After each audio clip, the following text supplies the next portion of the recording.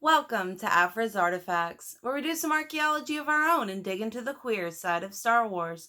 I'm your host, Alia Morgaine, and it's so great to have you here. Today we're talking about Keo Venzee, a character in the Star Wars Squadrons short story called The Light You Bring, written by Joanna Berry. Keo is the main character in this story. It's written from their point of view, and they are non-binary. So it's exciting to get another non-binary character. As the narrative says, they are a Mary Allen with yellow-green skin, mid-20s at most. They didn't look old enough to be an experienced pilot, but they are. They're a pilot of an A-Wing with incredible skill and used to be a famed racer, most notably winning the Socorro Sunset Grand Prix, which is something that comes into play in this story and kind of makes things a little difficult for Keo and their squad mate Frisk. So Frisk is the other character in this short story. Frisk is a Trandoshan, and both people fly for Vanguard Squadron for the New Republic. This takes place after the Battle of Endor, so they're cleaning up Imperial remnants, dealing with all that mess. And Frisk is having a lot of trouble. Frisk is dealing with not being a rebel anymore, being legit, being a New Republic pilot. And that troubles him, and he doesn't know where he fits in. And Keo steps up to the plate and is an amazing supporter, best friend, really helps Frisk deal with not being a sort of gung-ho, fighting for what's right kind of person anymore. So there's this quote where they're talking about Ardo, Vanguard Squadron's intelligence chief, and Frisk says, yeah, before Endor, he'd never let the Empire just waltz around like that. We'd get the intel and bag a few ties just to teach him a lesson. Frisk huffed. Now I practically wave at them as they fly by, or wait for this New Republic to finish wading through red tape long enough to give us some orders. And Keo says, it's a different time, Frisk. Keo shrugged. We're fighting for a safer galaxy. Sometimes that's what it means. Back on Marial, we'd say, it's easy to live your old life over and over, but the new life you start today is better. So Keo always knows what to say, especially to Frisk. They know how to lift Frisk up, how to make Frisk feel better about himself, and I think that's a wonderful role model character that we have here. So another bit of the story where it talks about Keo's first time away from Marial, out in the galaxy. It says, they sipped the drink to steady their nerves. The Polaris ale was cold and surprisingly good. The taste took Keo back to their first stop out from Marial at a grimy way station, ordering a Polaris ale because the person next to them had ordered it, and Keo wanted to fit in. They'd had a good life on Marial, but every time Keo looked to the stars, they'd felt an impossible yearning.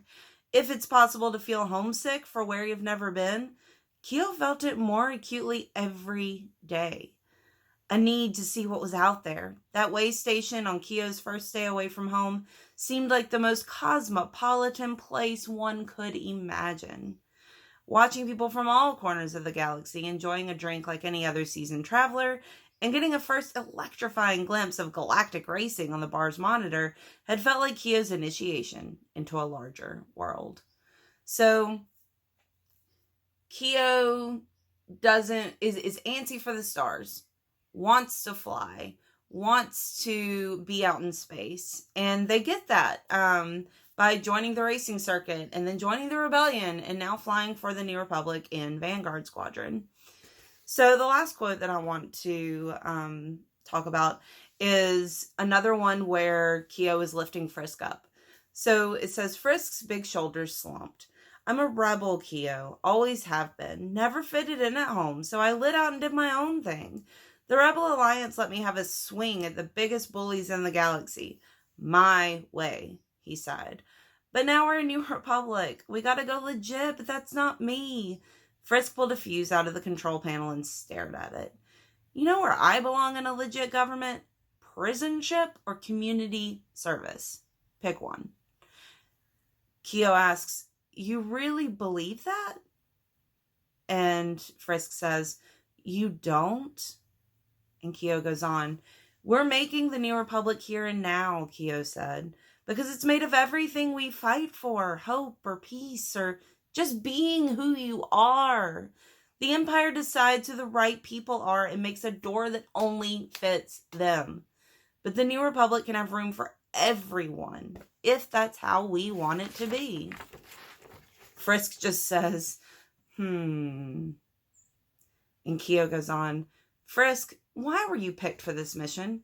You were a perfect fit because of what you've done." Keo patted his shoulder. "When there's darkness, whatever light you bring into it is worthwhile, no matter where that spark began." Frisk sighed, then smiled.